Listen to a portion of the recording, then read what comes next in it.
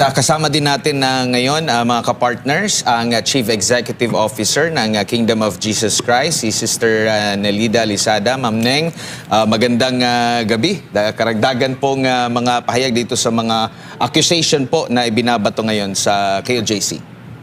Magandang gabi sa lahat, lalo-lalo na sa mga members natin na naglilipana sa buong mundo, hindi lang doon sa Davao, mga kapatid. At saka, naintriga ako sa tanong doon na gaano katatag daw ang KOJC. Ito lang masasagot ko. Paano mo mapapatunayan ang kahoy ay matatag at matibay? Pag yun ay dinaanan ng dilubyo, dinaanan ng hayan, dinaanan ng mananatiling nakatayo. Ganyan ang KOJC. Burahin man ninyong ibang leader, burahin man ninyong mananatiling nakatayo ang KOJC. May tatayo at tatayo. Hindi ninyo kami mabubuwag. Kunan man ninyo kami ng lahat ng pera, mabubuhay at tatayo ang KOJC. Hindi niyo kilala. Ang amang makapangyarihan, ang backup namin. Faith that never falters. So yon ang sagot ko sa tanong na gaano katatag ang KOJC. Ganon. Walang dilubyo, walang bagyo. Ang makakabuwag sa KOJC. Yun lang, mga kapatid. At least nakita natin, relax pa rin si Ma'am Nelida ngayon. Yes. Oo nga eh. Oo, mabait ako ngayon. Inject humor. Yan ha, mabait pa si Ma'am Nelida niyan ha. Yes, Nagkaharap-harapan yan sila ni General Torre. Ay, hindi. Ay, oo. Oo nga, oo. Kaya nga, I'm very happy now na medyo Very relax na courteous relax. ako sa kanya. Pinasok pa nga ang kwarto ko eh. Yan, oo. Attorney, may Yes, sir. tatanong po dito si Bebot Abanto. Konting balita po, Attorney, kamusta na raw po ang kalagayan ni Pastor ngayon? Well, tatag na tatag si Pastor, no? He is a model of resilience, no? And supreme faith, no, to the Lord Almighty. So kaya nga magtataka ka sa kadami ng mga dilubyo na dinaraanan ng KOJC. Ang leader na nga ay inakusahan at ngayon ay nasa kulungan nga. Pero pag mapunta mo doon si Pastor, sir, maniwala ka sa hindi, nagtataka ako, bakit mas bata pa yung kanyang skin kesa sa akin? Oo. Tapos relax na relax siya ngayon and there can be no other explanation except his faith. Yun lang siguro ang aking masabi. Opo, may komento rin dito na dahil sa ipinapatupad na zero corruption at transparency, kaya ganyan at nakikita natin mismo ang resulta. Hindi po kagaya sa gobyernong corrupt, minsan ghost ang mga projects, hindi mo makita kung meron man substandard.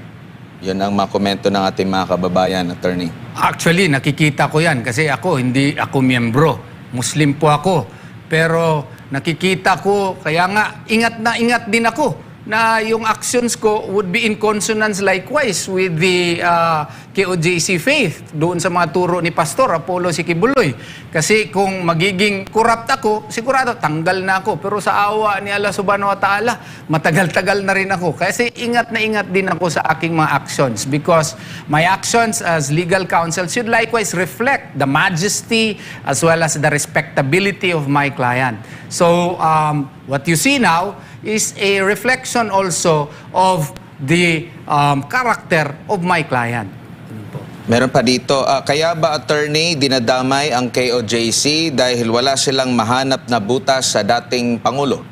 Isa rin yan kasi ang tagal-tagal na naghahanap ni Senator Antonio Trillanes. I don't know talaga kung bakit ganyan si former Senator Antonio Trillanes, yung fixated siya kay PRRD at ngayon kay KOJC founder Pastor Apollo Sikibuloy. Hindi ko ma-explain yan except na sa katagal-tagal niya naghahanap ng ebidensya. Hanggang ngayon, wala pa talaga siyang ebidensya. Kaya maski ano-ano na lang ang tinuturo niya na mga akusasyon. Ito na naman, anong proof niya na yung helicopter and private jet daw ng KOJC ay kay PRRD, ang proof niya ay ito. Kasi po, pag titingnan mo, mas madalas pa siyang gumamit kaysa sa true owner. Kung estudyante ko ito sa law school, I will perhaps tell him, Iho, nakadaan ka ba sa kolehiyo? Opo. Nakadaan ka pala? Oo. Doon sa philosophy mo, nakadaan ka ba ng logic? Iho. Tatanungin ko siya, opo. Parang logical fallacy ito. Ang proof mo na si PRRD ang may-ari ng helicopter at saka eroplano kasi according to you ay mas madalas pa siyang gumagamit kaysa sa true owner. Meron ka bang ebidensya, Iho, na ang true owner ay si Pastor Apollo si Kibuloy? Oh. Meron ka bang ano dyan? Yun ang ebidensya. Meron ka bang video? Meron ka bang testimonial evidence na mag-prove talaga? You will prove the causal link between your allegation and your accusation. Yun po ang kinakailangan, Iho. Kaya sunod, bago ka mag-attend na aking klase, review ka muna ng logic, ha? Review ka muna para magkaintindihan tayo. At isa pa, attorney, yung sabi na ang KOGC daw walang kapasiting bumili ng mga gamit na yun. Matanong nga kita, Tore, ano pala ang mga parameters mo at basehanan mo sa isang tao, isang agency or isang entity na may kapasidad siyang ganyan. Ano ang parameters na ginamit mo? At sino kang sa amin na wala kaming capacity? Huwag mo kaming ipantay sa standard mo. Kung ang standard mo ganon, huwag mo kaming ipantay doon, kayo ni Trillanes. Yun lang ko. Ano ang basehanan mo? Yun lang? Kung tanongin din kita, wala kang kapasiting bumili ng bahay doon sa ganyan, ha? Magkababayan tayo. Ma-accept mo ba yon? Hindi ko man alam kung may tinago ka ba dyan o nakahukay ka ba ng ginto kaya hindi kita maaling akusahan na wala kang kapasity na bumili ng bahay. Kaya wag mo kaming akusahan din na wala kaming kapasiting bumili ng ganito, ganyan. Mali ka dyan. Wrong. Ma'am Nel, Former general, wrong ka. meron akong speculation, bakit ganun yung kanya. Kasi kung na-meet niya yung mga KOJC members kasi, masyadong humble. Siguro yung kanyang specification o kanyang requirement, dapat hambugiro ka, dapat hoti ka, at showy ka para ma-prove na may capacity ka. Pero pwede ako magkamali nun, ha? Opinion ko lang yun. Pwede ako magkamali nun. Pero siguro yun ang kanyang parameter na may capacity ka. Attorney, may nagtatanong dito. Ano pong mangyayari sakali, attorney, kung after ng 2 linggo na palugit ninyo ay walang maibigay na ebidensya sina Trillanes at Torres sa kanilang mga akusasyon?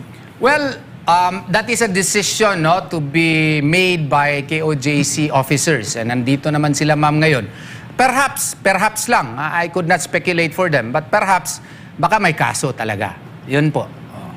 Hindi natin sila masisingil, no? Pababayaran after 2 weeks kung hindi nila naman, Kasi wala silang pinirmahan. Ang atin ng salita dito, kayo salita din dyan. Ang maganda dyan, punta kayo dito, pirmahan tayo. After 2 weeks, ibigay ninyo. Sige, pasanin ninyong helicopter at saka aeroplano, inyo na. Diba? As simple as that. Wala niyo yung sat-sat dito, sat-sat doon. Para tayong mga bakla niyan. Parang bakla, Ma'am Nel? Oo, di ba? Sat-sat dito, sat-sat doon. Anong makukuha mo doon? Papel, punta kayo dito, pirmahan tayo. Sige yan. I-produce nyo in 2 weeks time. Kasi kayo, kung makabitiw kayo ng salita ninyo, wagas. Ilang segundo, ilang minuto, naku, ang dami ninyong nagawang script. Ngayon dito tayo, sige, pirma tayo. After 2 weeks, bigay nyo lahat ng mga legal, ha, ng mga dokumento na totoo, ha, hindi fabricated. Bigay nyo sa amin, punta kayo doon, pasanin ninyong aeroplano at saka chopper, inyo lahat. So yon, pirma tayo dito. After 2 weeks, pag hindi nyo ibigay, hahanapin namin kayo, punta kayo doon.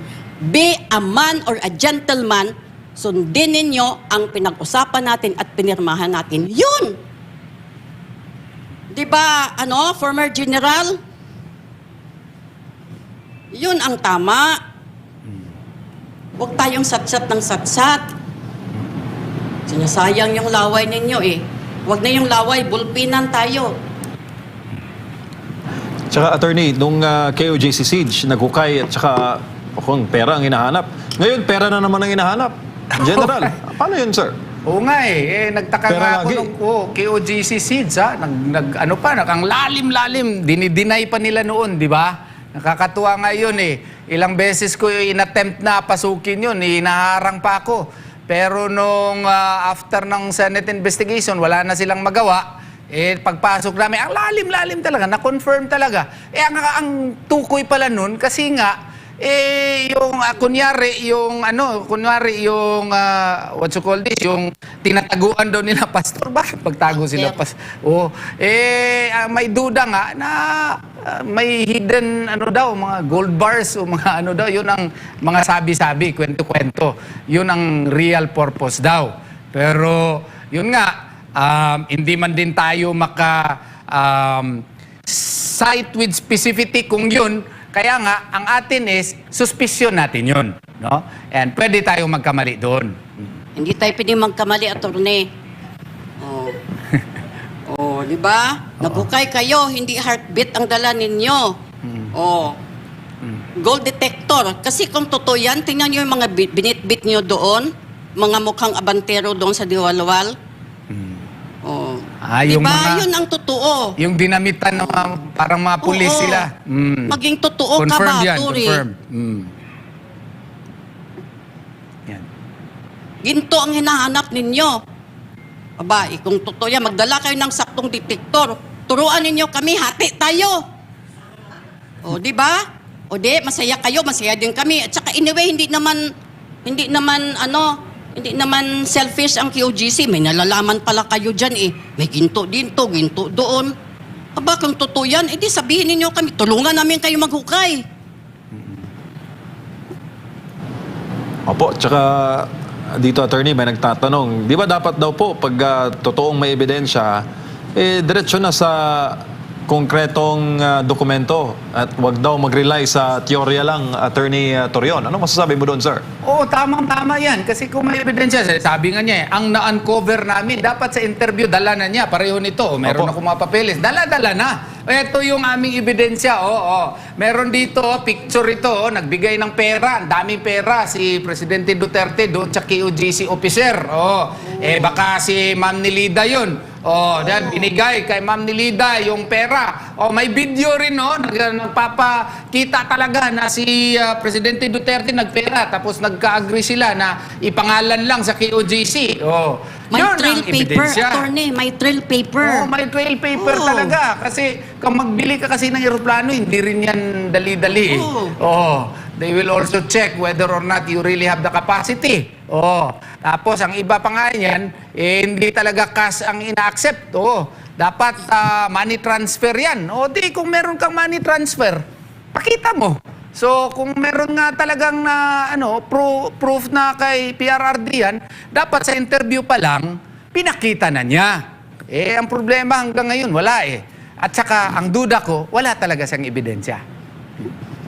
Basta yun lang ating attorney. Pag hindi naibigay within 2 weeks, dilaan talaga ninyo doon ang chopper at ang eroplano. Linisin ninyo ang buong hangar doon hanggang sa labas. Pati yung apron pala. Oo.